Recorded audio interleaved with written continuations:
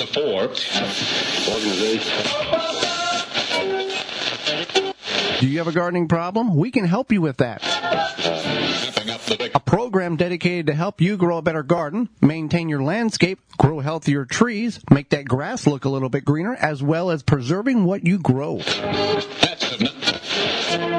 We're here to help you with your gardening problem. You're tuned in to Garden Talk Radio. You are listening to the most informational-packed hour of garden-focused radio in the country and on the internet with your host, husband and wife team Joey and Holly Baird. This is the Wisconsin Vegetable Gardener Radio Show.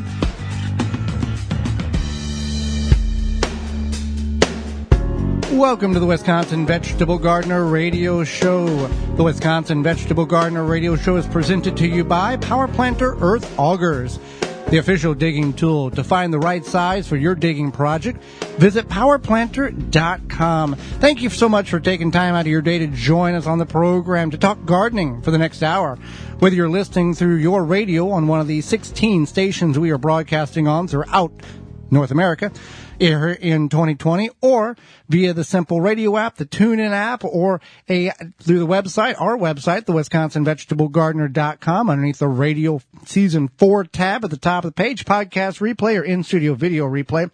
Thank you for taking time to join us on the program. I am your host, Joey Baird. Beside me is my wife, co-host, best friend, and gardening partner, Holly Baird. This program is about you, for you, to help your garden grow better, to have healthier trees, to maintain your landscape, to make your yard look a little bit greener, as well as indoor and outdoor, and preserving what you grow. There's several ways in which you can get a hold of us during the program, after the program, and anytime you've got a garden question. You can submit that question via email at gardentalkradio@gmail.com, gardentalkradio@gmail.com. If you got Twitter, you can send us a tweet at TWVG Show or hashtag TWVG, and we will tweet you back. You can also jam your fingers in the phone anytime and give us a call 24/7, 1-800-927-SHOW. That's 1-800-927-SHOW. And if we can't get you on the program right now, we will give you a call back and get your question answered.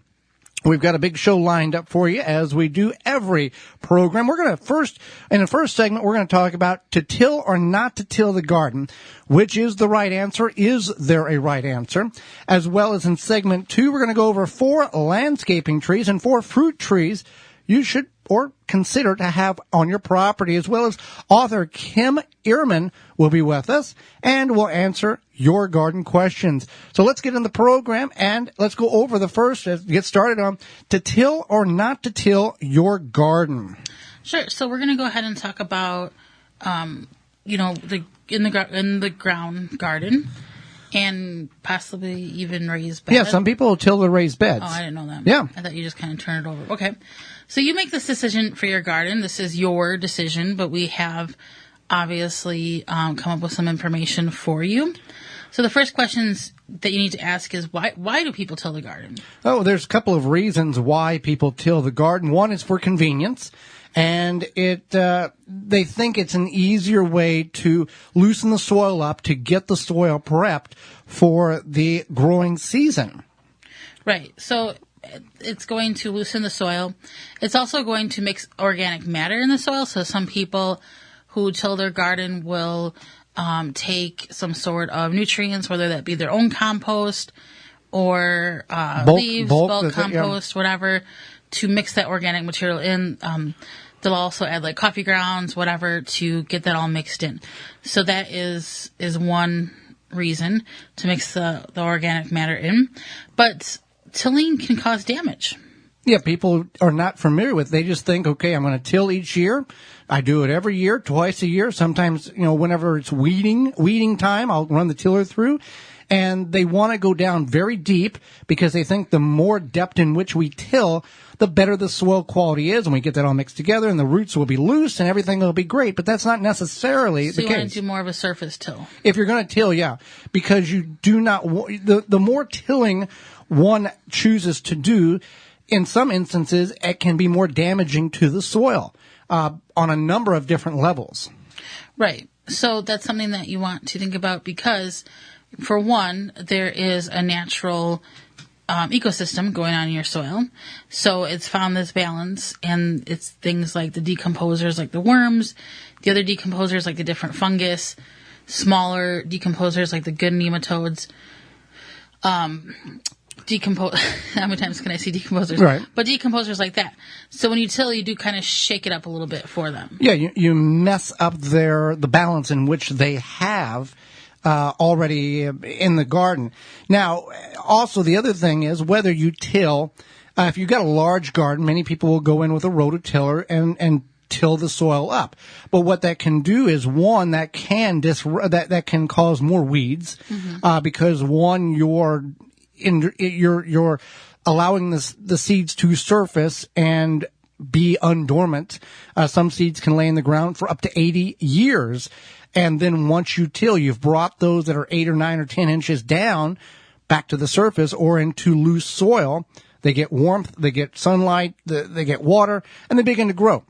And it can be very overwhelming. And then if you do have a lot of weeds in your garden and you choose to till, what you are doing is you are actually planting more weeds, because the tiller tines cut up the roots, and many of these crops propagate by root divisions.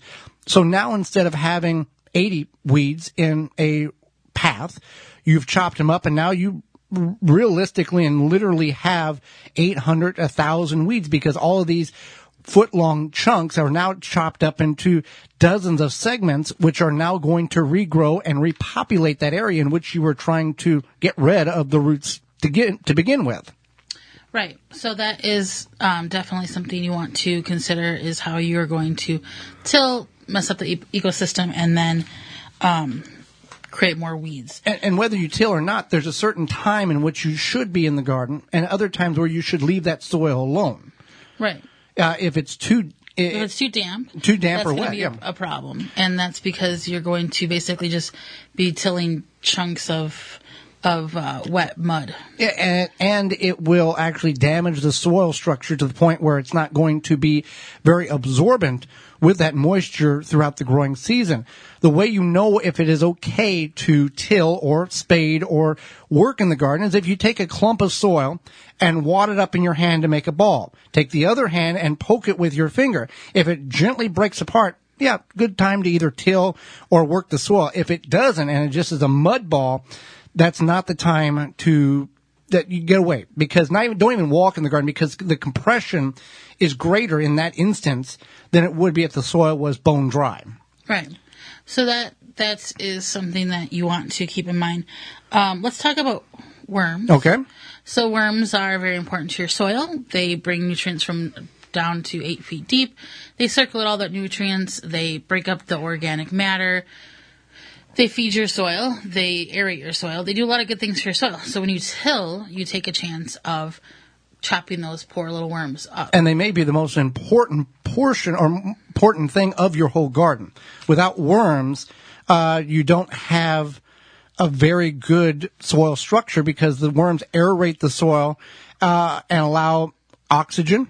Plants need oxygen, the roots do, as well as it allows water to percolate through the soil much more easily than if it was just a block of soil with no worms in it at all. Right. So you want to keep that in mind, that these worms are living in your soil. So one thing you can do to if you're like, I'm just going to till, this is what I do, this is what I've done. And we're not telling you you can't do that, but we're just trying to tell you how to do it. Be more conscious and smarter about it. So what you can do is you can take your tiller, and turn it on and set it next to wherever you're going to till for, like a couple minutes. And worms sense vibration, and when they see that vibration or feel that vibration, they typically will go deeper in the soil. They, that way they stay safe. That's what they do when it rains. They also feel the vibration from the rain, and then they go deeper into the soil. So when you turn on your tiller next to where you're going to till, the worms will sense that. They're going to go deeper into the soil. I mean, the smart ones will. Yeah. But yeah, so then that way you can till without having to worry about cutting up too many of your worm friends. So that is like that. Those are some of the things you need to be aware of if you're going to go to the expense of tilling the soil. Maybe you don't even have a tiller and you're thinking, maybe I should till. It's a decision that each gardener needs to make. However, there is an expense up front for the tiller. And then if it's a gas tiller, you got to maintenance and oil and gas. If it's an electric tiller, you've got to figure out the maintenance or the life expectancy of that particular piece of equipment. And where you see our garden on the WisconsinVegetableGardener.com and our YouTube channel, the Wisconsin Vegetable Gardener, for many years, we've got up to this year 1,800 square feet in the backyard of Holly's mom's backyard. And we don't own a tiller. That was all done and has continued to be utilized and soil loosened by a garden fork and a shovel. However, we're transitioning to raised beds to get away from the weed issue that we've developed and cannot get away from, and we do not want to use harmful chemicals. So that's the tilling portion. Now the question we all should ask is, should we till? And we want to think about this. We want to think, how does nature naturally get things to grow?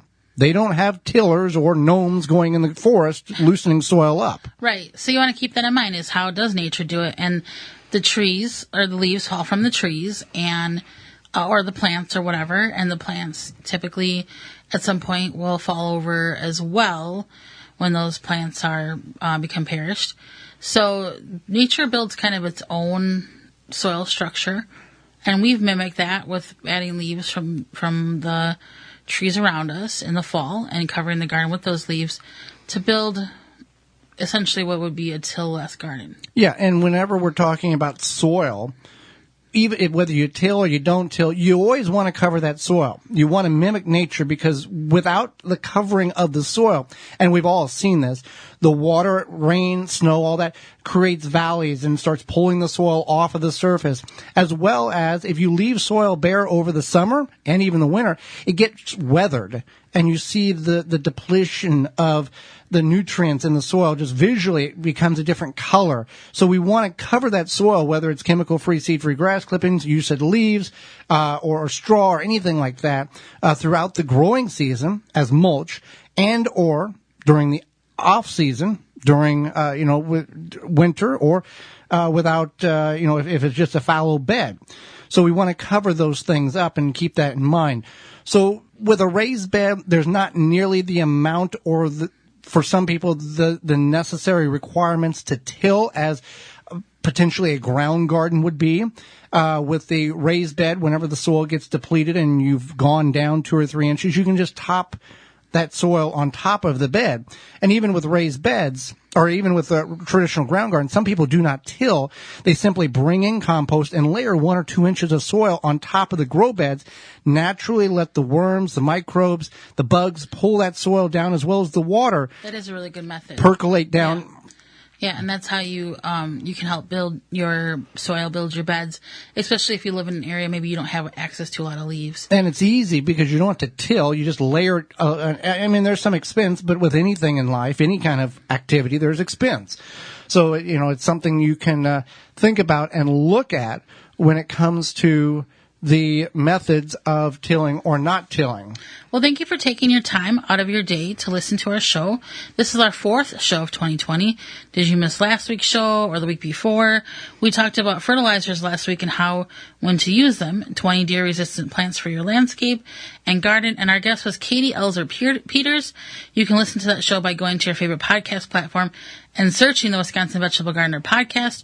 Or we can make it even easier for you to find us. You can send us an email to gardentalkradio@gmail.com and put in the subject line Show 3, and we will send you the link. We will be right back. Do not go anywhere. We'll be talking about fruit trees and non-fruit trees for your property. You were listening to the Wisconsin Vegetable Gardener Radio Show, a program to help you grow a better garden, maintain your landscape, help your trees grow better, make that grass look greener, and preserving what you grow for indoor and out. You can bet the Wisconsin Vegetable Gardeners phone lines are always jammed during the show. So Joey and Holly keep their phone lines open 24/7 to help you. Call anytime 24/7. Just dial 1-800-927-7469. Or just remember 1-800-927-SHOW. Leave a message and they will call you back. We here at the Wisconsin Vegetable Gardens understand that healthy soil is always the key to a successful garden. We know that chemical fertilizer burns carbon out of the soil and kills the microlife needed for a healthy soil ecosystem. No worries. Chicken Soup for the Soil by Dr. Jim's will stimulate life in the soil and supply all the nutrients most fertilizers neglect. Rather than force-feeding water-soluble chemical fertilizer, we suggest feeding the microbes a smorgasbord of 100% bioavailable nutrients that your plants can consume when they need them. Chicken Soup for the Soil is an amazing fertilizer that will increase the quality of all the fruits and vegetables you grow. Perfect for gardeners, growers, and farmers. To find out more about Chicken Soup for the Soil and other products, visit drjims.com. That's drjimz.com. Make watering easy. DripWorks provides quality drip irrigation supplies and equipment to gardeners just like you for all your growing needs across the U.S. and Canada. Purchase online at dripworks.com.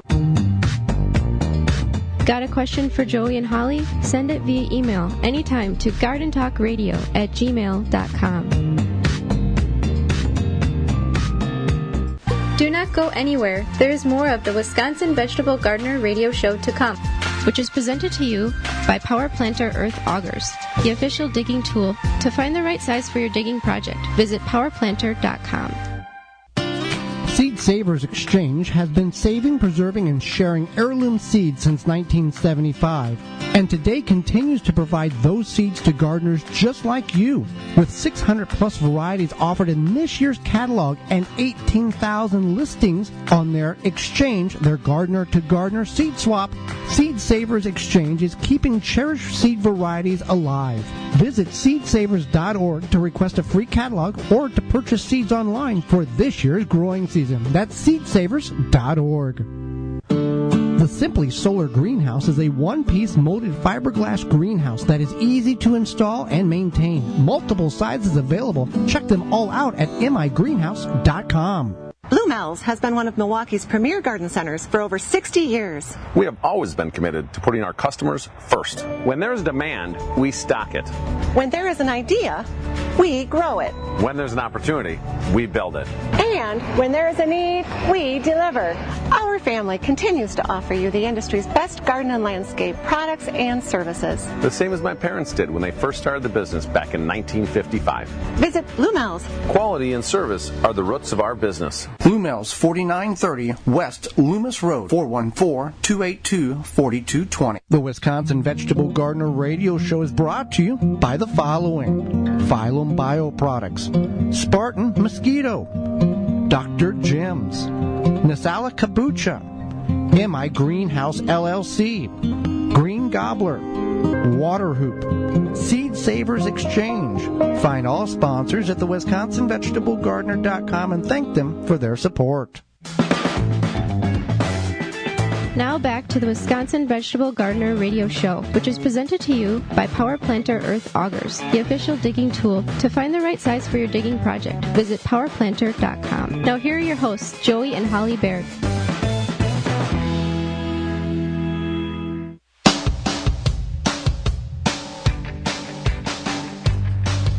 Welcome back to the Wisconsin Vegetable Gardener radio show. Thank you for hanging around. We're going to get into the conversation of trees. Good fruit trees, good ornamental trees to have on your property. Maybe you're thinking about incorporating trees on your property, but are uncertain of what direction in which you should go. Well, you've tuned into the right program here. We are going to help you out to let you know some of the things in which we would suggest. Now, before we get into the topic here, we want to, the first thing, before we decide whether or not we want to put a tree in the backyard or the front yard, is number one, do we have room to do that? Right. You want to look up. So you want to look up to see what's already in your canopy, whether it be power lines. Maybe your house is close to your garage and you have this tiny space, and while that tree is growing. Oh, it looks cute for the first, and oh my goodness, boom, it's big. Yeah, and all of a sudden you have this huge tree. So you want to keep that in mind. You want to look around where you're going to put this tree. You want to think about, okay, this tree is going to grow 6 feet across at maybe the least and 24 feet across at the most. Do you have space for that? and then think about where you're going to plant the tree and how it's going to branch out 12 feet on each side, what have you. How is it going to affect the current growing situation that you currently have on your property? Will it shade out part of your vegetable garden? Is it beneficial to, if you're going to get a fruit tree and you shade out part of your vegetable garden with partial shade, does that benefit you to where you can plant those cool weather crops that can tolerate some shade? So is it a give and take? Is it all going to be take and no give? What do we got going on there? So you want to be aware of this before we get into let's put a tree here because we've got a little space. You got to be aware of what it's going to look like 5 years, 8 years, 10 years down the road, because these things are not going to be, we'll just move it, because that ain't happening. No. So that's something you definitely want to keep in mind is where you're putting it. Then, since you're going to be digging, you want to call Digger's Hotline. Yeah, your state's Digger's Hotline. Mm-hmm. And find out before you want to mark the area where you dig, and they'll mark it for you, but you want to let them know. And then they're going to come out and tell you, like, this is good, this is bad. If you dig here, you're going to hit a power line. Who knows, right? It's a free service, by the way. But it is the law. You do have to have them come out and survey the property in which and where you're going to put it so you don't kill yourself or other people. You also want to find out, do you want to put it in the backyard, in the front yard? And if that is the case, which legally can you do based on your municipality if you do have restrictions on that? Just don't, let's put it in the front yard, and there's certain restrictions in which you can and can't put in, certain trees there. So you want to be aware of that. And also these trees, if you're going with a fruit tree rather than an ornamental tree, you want to go and decide, you want to know how long is it going to take before you start seeing production out of this tree. And based on the type of tree, apples can be 4 to 5 years, cherries can be 3 to 5 years, pears can be 4 to 6 years, plums can be 3 to 5 years.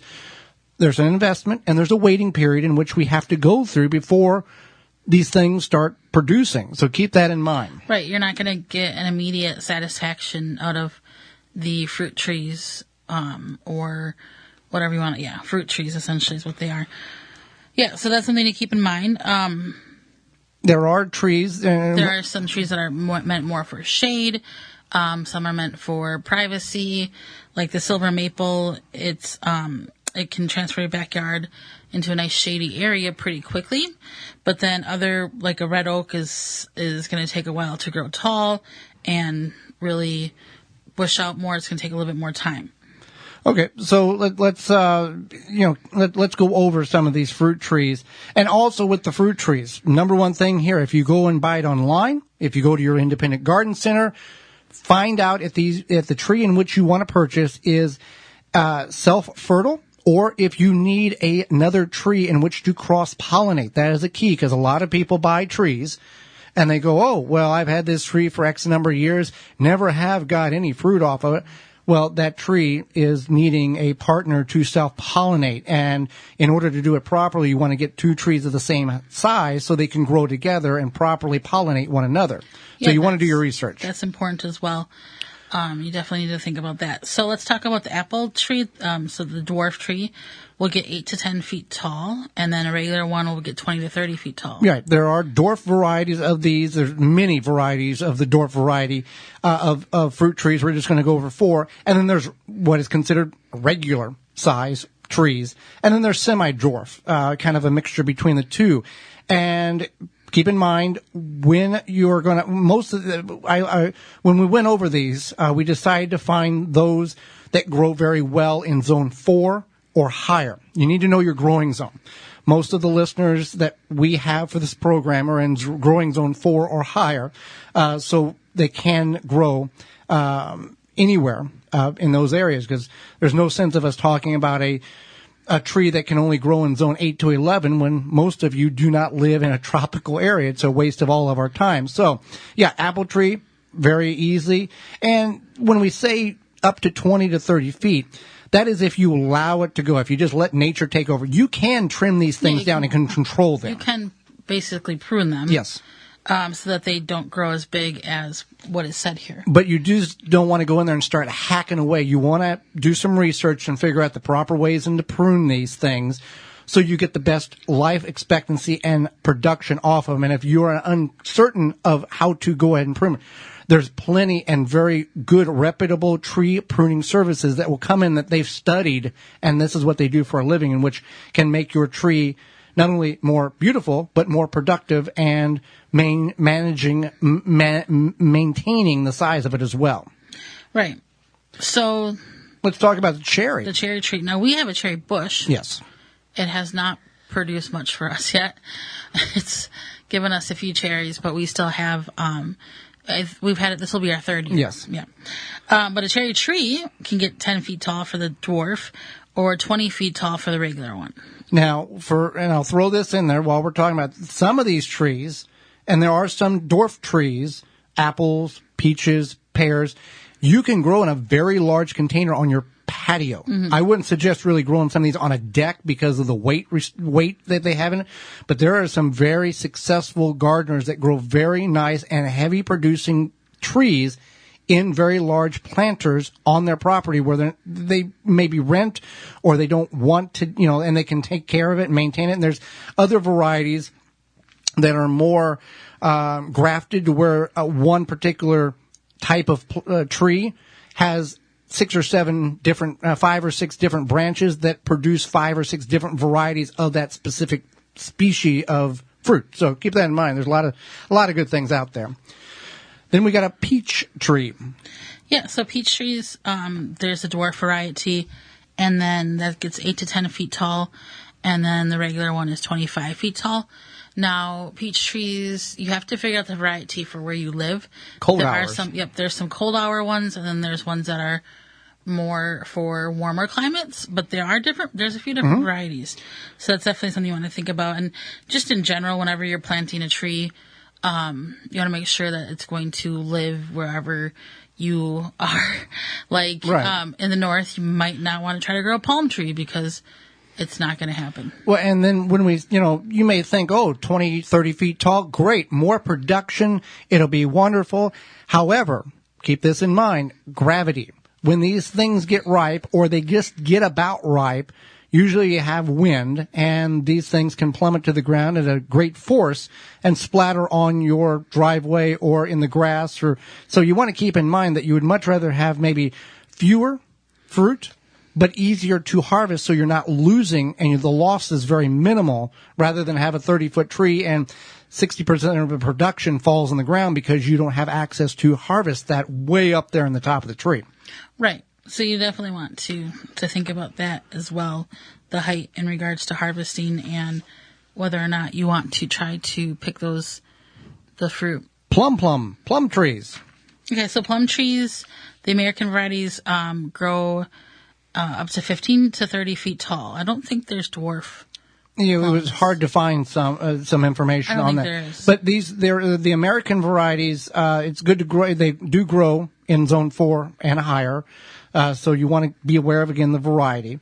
But yeah, if you keep them trimmed, they'll be really good. Let's knock out these non-fruit trees, or I guess they're ornamental trees, that just because they don't produce anything doesn't mean they're not beneficial to your property, as they can create shade for your residents, as well as that will reduce the cooling bill in the summer based on how much shade that tree provides for the house. It makes a very big difference.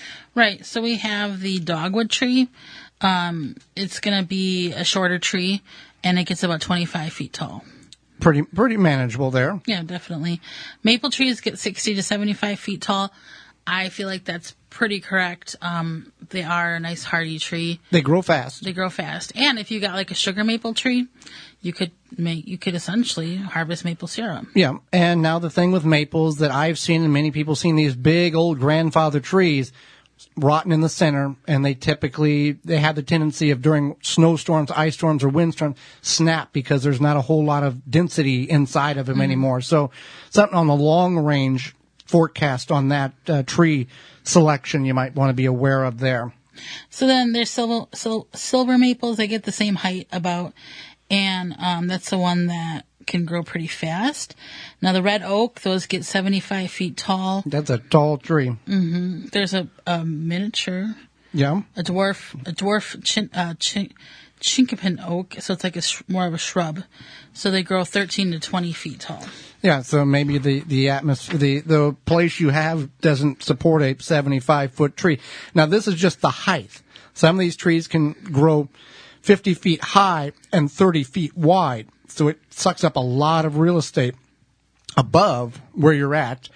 So keep that in mind. It's just not, that's how high it is. No, there's a lot of width to these things as well. Dwarf Japanese maples, they're slow growing, they're compact trees, and they can grow about they can get anywhere from 3 to 8 foot in height. So something a little different in height selection. If you're sounds like a cute little tree to have. Yeah. And these are just some of them. There's dozens upon dozens that flower, that bring pollinators in, that are very pretty, different colors of flowers. So it's a lot of different things there.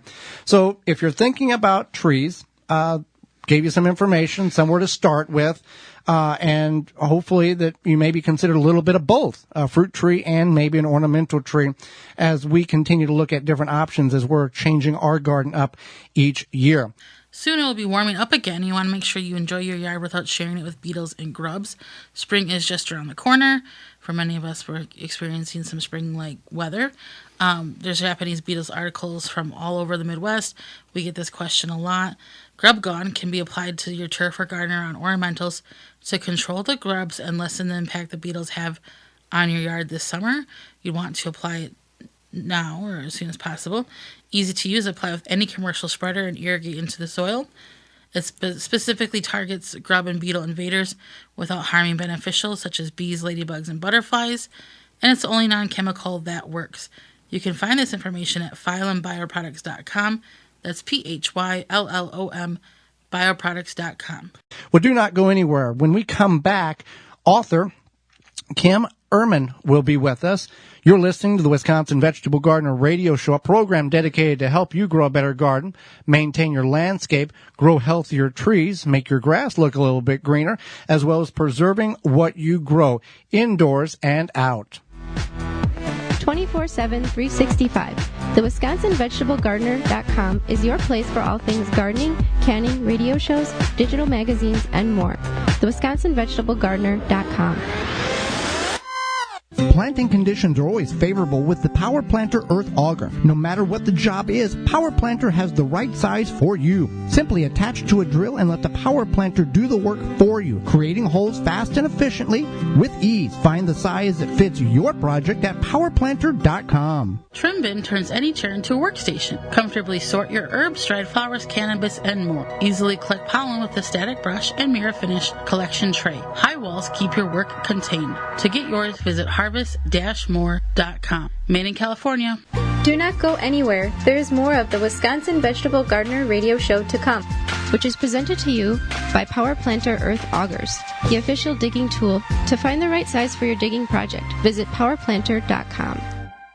The number one key to healthy, productive plants are the roots. Starting from seed to full-grown plants, RootMaker.com has the answer.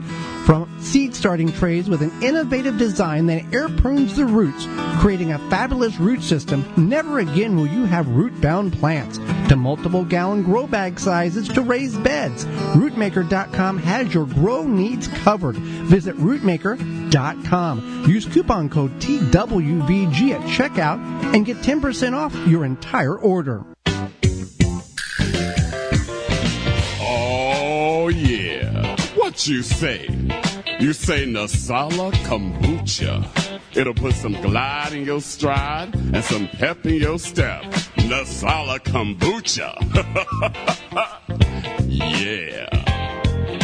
Nasala Kombucha makes your body happy. Nasala Kombucha makes your body smile. The Wisconsin Vegetable Gardener Radio Show is brought to you by the following: Power Planter Earth Augers, Ivy Organics, Root Maker, Pomona Universal Pectin, Chapin Manufacturing Incorporated, Pro Plugger, Tomato Snaps, World's Coolest Floating Rain Gauge.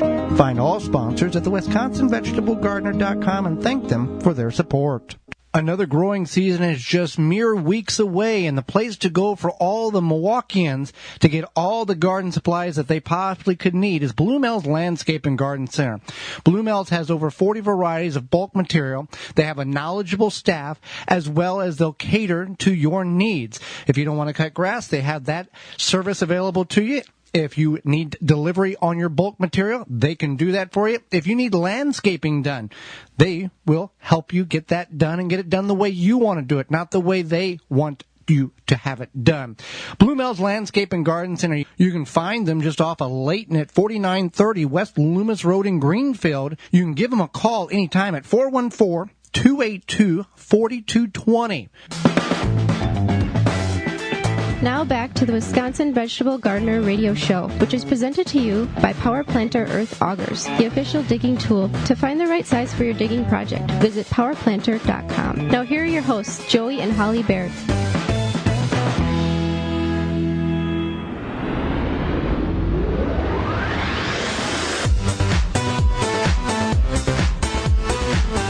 Welcome back to the Wisconsin Vegetable Gardener Radio Show. Thank you for hanging around to listen to our guest we have brought in. Holly, let's go to the hotline and bring in our guest for this week. Yep, Kim Eierman is the founder of Eco Beneficial. She's an environmental horticulturist specializing in ecological landscapes and native plants. Welcome to the program, Kim. Oh, thanks so much. Appreciate it. Well, thank you for taking time out of your very busy schedule to not only enlighten Holly and myself, but we love bringing people on to enlighten all of us across the country and all of our stations. So could you tell us, Kim, what is an ecological landscape? Sure. Well, our conventional landscapes tend to focus on aesthetics and often perfection. And an ecological landscape can still be beautiful, but it really focuses on a healthy ecosystem, really supporting both wildlife and human beings, things like healthy soil, healthy air, prevention of soil erosion, and one of my favorite topics, pollination services. Well, that's pretty interesting, and it's kind of, make it work for the person, but also make it work for nature as well, because a lot of times we do landscapes and it's all about the homeowner, all about what we want, and it kind of actually messes up the nature procedure. Sure, and we kind of forget oftentimes that we depend on the nature around us. The UN defined the services that nature provides us with as ecosystem services, like a lot of those things I just mentioned: clean air, clean water, pollination services, prevention of soil erosion, healthy soil, all those things. So we really owe it to ourselves and to the nature around us to support our ecosystems. Absolutely, especially give to nature. And also with that, look what nature's doing and try to adapt to them rather than making them adapt to us, which we all seem to want to do more often than the other. Mm-hmm. Mm-hmm. Sure. So there are many steps that are both pleasing to us as gardeners, and of course, for many in your audience, home gardeners, things that are beautiful and helpful. But there are a lot of these services that we can support without really doing too much. So, for example, if you're growing vegetables at home, you probably are anxious to have better quality of vegetables and or fruit and increased yields, right? Yeah. So how do we do that? Well, very simply, we can start thinking about putting in more flowering plants that support the animal pollinators that will help us with that job. And about a third of the food that we eat is animal pollinated, not just by bees, but there are many other pollinators too that are pollinators of specific species of fruits and vegetables. Folks will know the bumblebee probably is one of our great pollinators of things like blueberries. But in some cases, there are plants that we're growing that don't require animal pollination, but can benefit from it. And a classic example for our home gardeners who are growing vegetables are tomatoes. So even though tomatoes are self-fertile, they really benefit from pollination, specifically by bumblebees. Well, you bring up a very to some people, maybe a very shocking statistic there, that 1/3 of everything that we eat, if it wasn't for bees, we would be losing out on some of very things that we enjoy every day or look forward to. So that's one of the reasons why we want to continue to increase the pollination population rather than just whatever. Nature will take care of itself. Mm-hmm. Well, nature will take care of itself if we don't mess it up. And the number is even bigger when we start to think about all the produce that doesn't require animal pollination but benefits from it. So that's even a bigger number. And then if we think about all the flowering plants on Earth that require animal pollination, well, that's about 80% or so of all the flowering plants on Earth that need some sort of animal pollinator, whether it be a bee or a beetle or a bat, or even we have wasp pollinators. We have so many different types of pollinators, moths, butterflies, many different types of pollinators. Okay, now, what are some resources for people to find out what plants are native to their area? Sure, and so that's a really important factor in gardening ecologically, is really using native plants that have evolved in your region that support the regional wildlife. And so it's getting easier. It's getting easier to figure out what is native. On my website, which is ecobeneficial.com, that's my company, Ecobeneficial. So I have some regional plant lists that are supportive to pollinators that listeners can reference. But I also encourage listeners to go to their Native Plant Society website and join up a regional or statewide Native Plant Society and get information there as well.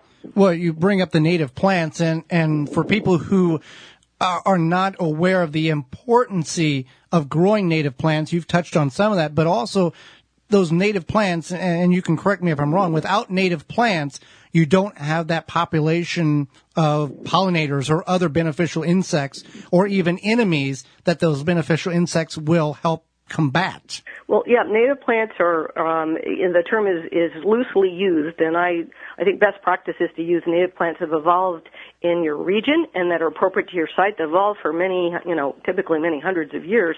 But there are so many dynamics that are going on in our landscapes that we're not even aware of, these huge food chains where one critter is eating another critter that's eating another critter, and a particular type of pollinator is a specialist at pollinating a particular plant.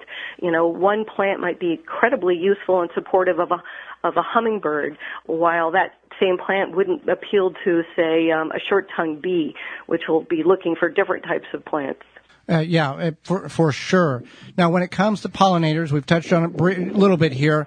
What are some ways, besides, flowers, what are some ways in which we can bring them in? Is there homes or things that we can construct to allow them to live in our property, or what's some good things to do about that? So you're touching on a really important point.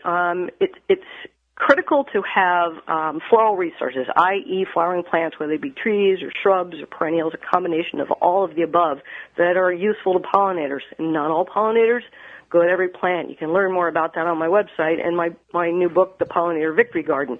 So going to kind of get to know what pollinators you have and what plants they want. So having that floral buffet, as it were, throughout the growing season is important. But pollinators also have to live somewhere. So it's critical that we provide them with habitat. We provide them with a place to live. So in the case of bees, for example, we have about 4,000 species or so of native bees in North America, and the vast majority of them are ground dwellers. They nest in the ground. So a simple thing like keeping a patch of bare soil in a sunny area as a habitat for some of these ground nesting native bees is really important. And then for the cavity nesters, leaving some pithy stems of plants that have died back, that's a very useful way to attract them, and allowing them to go into beetle burrows or cracks in our stone walls. There are many places those bees can utilize, leaving some dead logs in our landscape that beetles tunnel into, and then bees use those tunnels as nesting sites. So the habitat is very important too.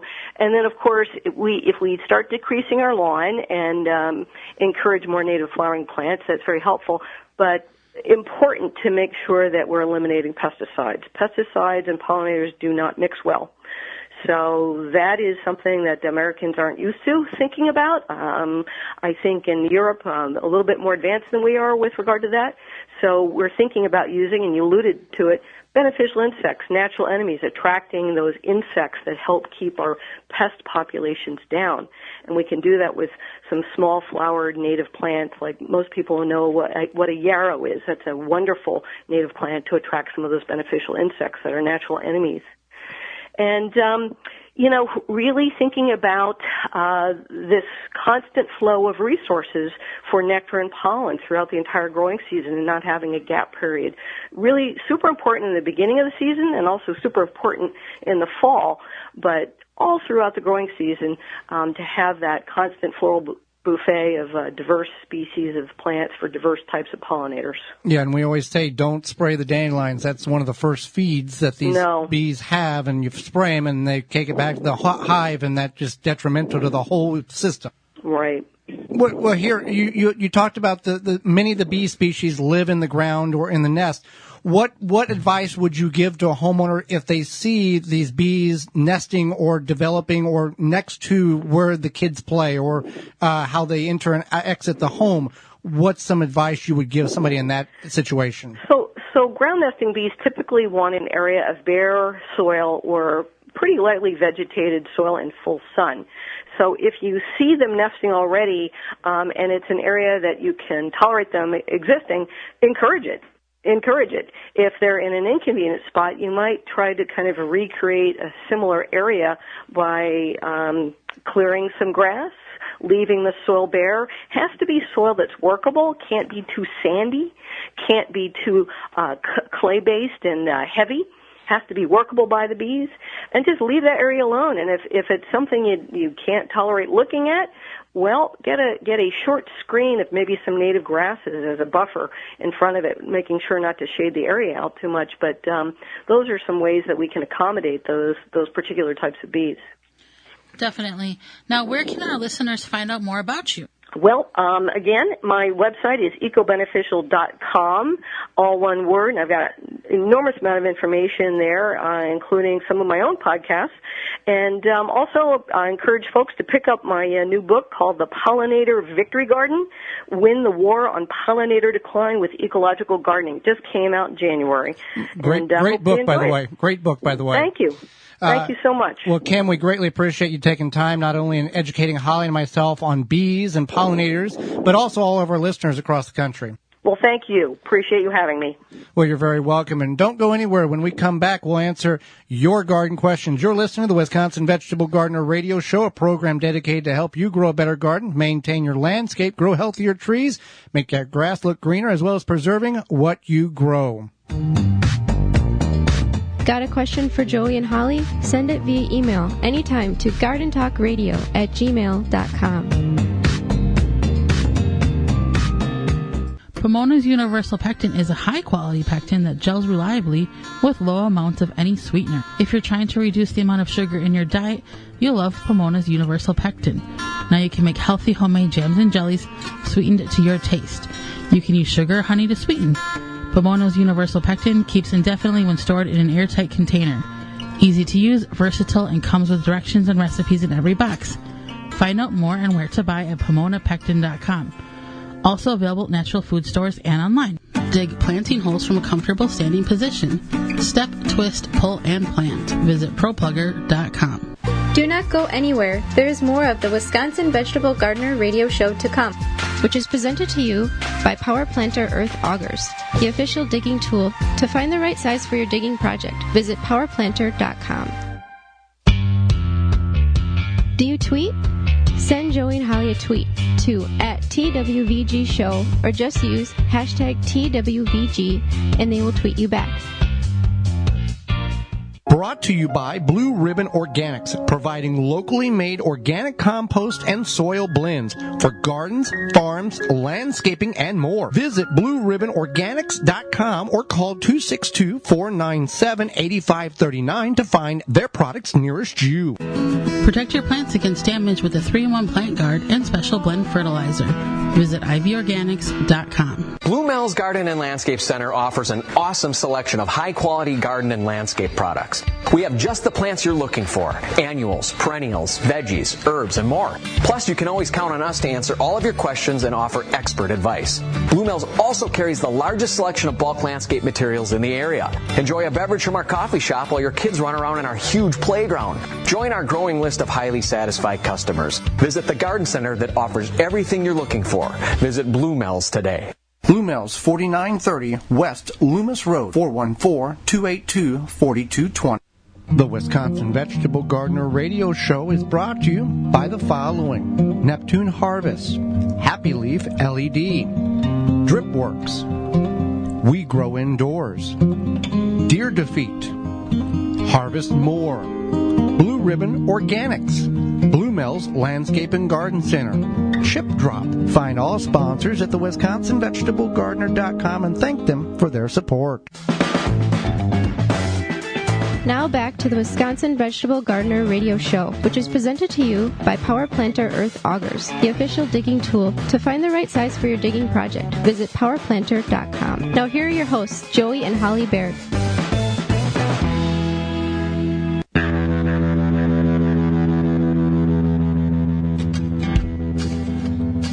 Welcome back to the Wisconsin Vegetable Gardener Radio Show, rocking and rolling through another program. Glad you have joined us. We're going to answer some of your garden questions. Holly, we got a bunch that came in. If you want to submit a question, you can certainly do that at gardentalkradio@gmail.com. That's gardentalkradio@gmail.com. That's our email address, anytime, day or night. You can also jam your fingers in the phone anytime and leave us, if we can't get to you on the show, you can leave us a message at 1-800-927-SHOW. That's 1-800-927-SHOW. Holly, what's our first question?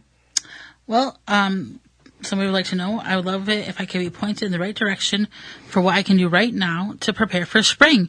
Thank you so much. I'm in Wisconsin. Okay, well, this is kind of applicable to many of the people that are listening to the program across the country, kind of in that same growing zone, even though you may be in a different state. A couple of things you can do right now is start looking at what you're wanting to plant, whether it be seed or direct sowing in the ground when the soil is workable and the temperature is adequate for the particular type of variety in which you're going to plant. You can also decide where you're going to put this. If you don't have an actual garden, you can start designing one in your head and on paper. Hey, I want this size. I'm going to do research on whether raised beds or grow bags or containers or in ground. There's a lot of things on that aspect. Get your layout down. Always, I know everybody who has never gardened before, the first thing they want to do is as much as I can plant. Bigger is better, and that's not always. Sometimes bigger is detrimental because it gets overwhelming very quickly. It's okay to start small. In a 4x4, which is 16 square foot raised bed, 4x8, 32, you can pack a lot of stuff in a bed like that and get a lot of production because you're growing in good soil in a raised bed aspect. You can do that in the ground too, but your soil may not be as fertile as compost or a mix that you bring into a raised bed. So a couple of things, see what seeds you want to start outside, get them started inside if that's what they require, start laying out your garden and making sure that you have the tools and the equipment you need so when you're ready to go, you're not fumbling around for a couple of hours on a Saturday or a Sunday, going to the hardware store, getting a shovel, getting this or ordering that and having to wait for it. Make sure you have everything ready to go before you hit the ground running. We got a lot of prep time. Be sure, try to get all the T's crossed and the I's dotted so you're ready to go. Definitely. So from Instagram, I'm trying to find out how to use pet ashes from cremation in the garden. From what I gather, it is either very similar to bone meal or very similar. It is like bone meal. We want to memorialize our cat this way. He can be part of the trees in the forest. But I don't want to overdo it or underdo it as I'm trying to get my bearings. Well, there's some things here. Sorry for your loss. Number one. Number two, it's similar to bone meal. Yes. You're not going to overdo it if you put it on the plants in your garden or, on your trees. There's a small amount of potash, in the ashes, and it's not going to really have a long-term effect on the plants. But you want to have that symbolism of, that particular pet is part of the tree, nutrient type of thing. Also, what you want to do is if you're going to put that on the plant, you would want to work that into the soil a little bit because these ashes can float away and, be carried off. So you want to work them in a little bit and, cover them up, and you'll be fine. It's a nice way to honor the pet in which you have lost. Definitely. Any tips for growing, Cynthia wants to know, any tips for growing tomatoes upside down? Well, first of all, not a big fan of tomatoes upside down.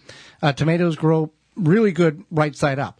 However, if you're in a situation where tomatoes, you're on a patio porch deck that you have some easement that hangs over and you really are limited on space and you want to grow upside down tomatoes, you want to make sure you start with a good soil mix because these plants are heavy feeders, and most likely you're going to have to feed that plant over the growing season. And you would want to get a variety of a cherry variety because it doesn't take nearly as long for those particular fruits to develop on the plant as it would a large beefsteak tomato. So a couple of things there. It does work. It can work. Best if you put it right side up and put it in a root maker grow bag, but you can grow them upside down to a certain degree. Definitely. So will there be a problem with some plants crossing with others of the same family varieties of planted close together? So it's a yes and no question. It's a very popular, very good question to ask. So for the current growing season, if you're just growing for production, no. If you're going to save seed, there can be some cross-pollination. If you're growing 5 varieties of cucumbers, for example, there's a good chance you will have cross varieties if you save the seeds. Now, that could be good or bad. You may have a new type of cucumber that tastes delicious, or maybe one that tastes like watery cardboard. Yeah, or worse. Or worse, yeah. Can you use palm cacti fruit soil to grow cantaloupe seedlings and grow them to their full maturity, like in a giant grow bag? So that's kind of a no.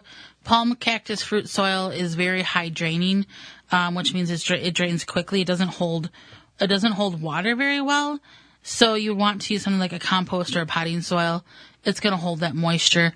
Palm cactus fruit soil is basically for those plants like the tropical-ish, deserty plants, whatever, where it needs a little bit more drainage, doesn't hold as much moisture. All right. I've never grown beets before. I don't have a yard, just have some pots that I want to grow them in. How big of a pot or pots do I need in order to grow these plants?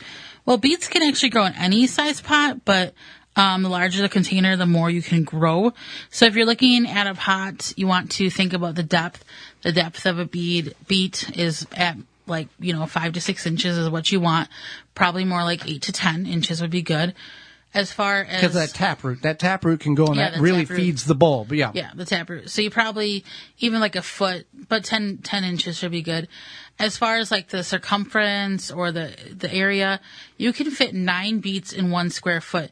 So if you're looking at something like a 5-gallon bucket, you could fit, I would think, 7 to 8 beets in that. I would think so. Yeah. So if you're thinking about that way, that's how you could grow them. Yeah, beets can be very versatile, but you need to thin the beets out. These are cluster seeds, and if you don't thin them out, they're going to compete. There's a cluster of 5 or 6 seeds. That's just how naturally they grow.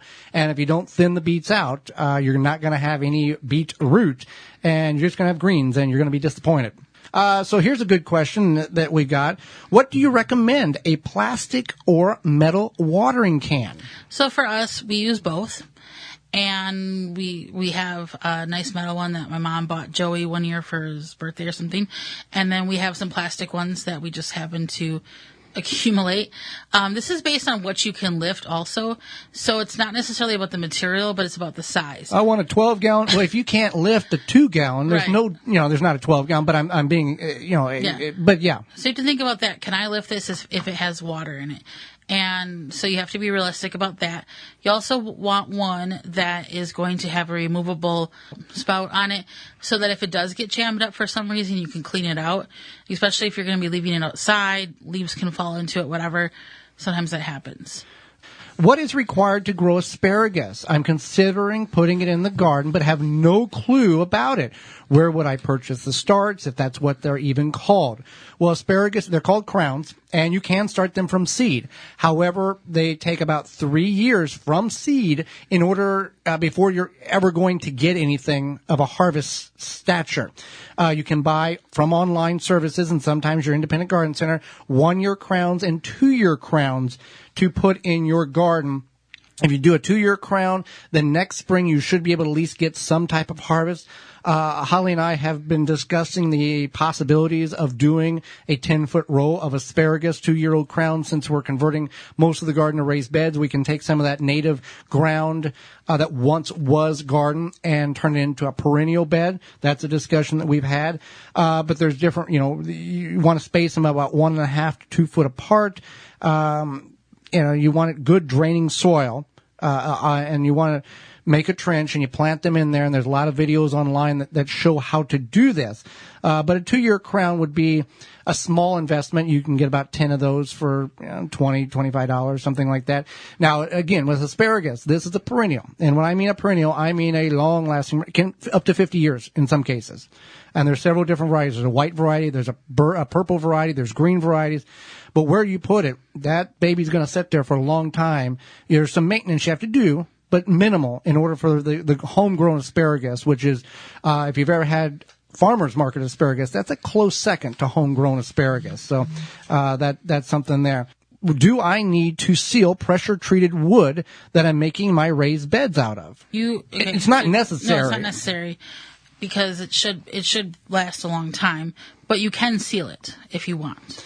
Yeah, with after the installation, when you get pressure treated lumber, there's some density and some, it's massive weight because it's got this treatment in it.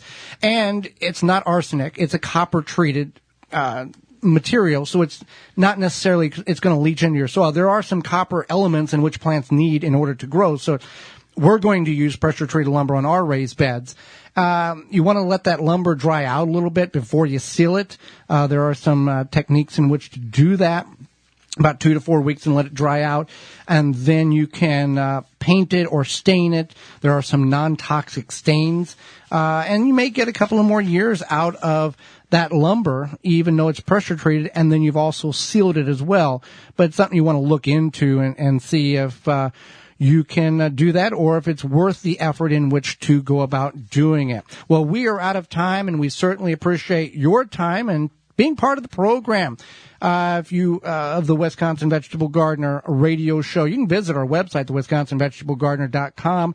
If you've missed any portion of this show or you want to revisit it or past shows by going to the Season 4 tab at the top of the page. Or you can send us an email at gardentalkradio@gmail.com and ask for show 3 or 2 or 1 or 4 or whatever you want. We've got a lot of programs that are available to you. We've got 3 years of archives, by the way, 105 shows there. You can tell your garden friends that Garden Talk Radio is on the radio, because that's how people find our program and we all learn together. Join us next week on the program. We'll be talking about the Victory Garden. What was it? And may it come back here, the rebirth of it, in 2020. And growing okra. Do you like okra? Did you know you can grow okra outside of the southern portions of the United States? Well, you can. We'll talk about how you can do that. And very popular YouTuber and now new author, Callie Kim, will be with us. We will also answer as many of your garden questions as we can. So until next week, I'm Holly Baird. I'm Joy Baird, and we will see you in the garden.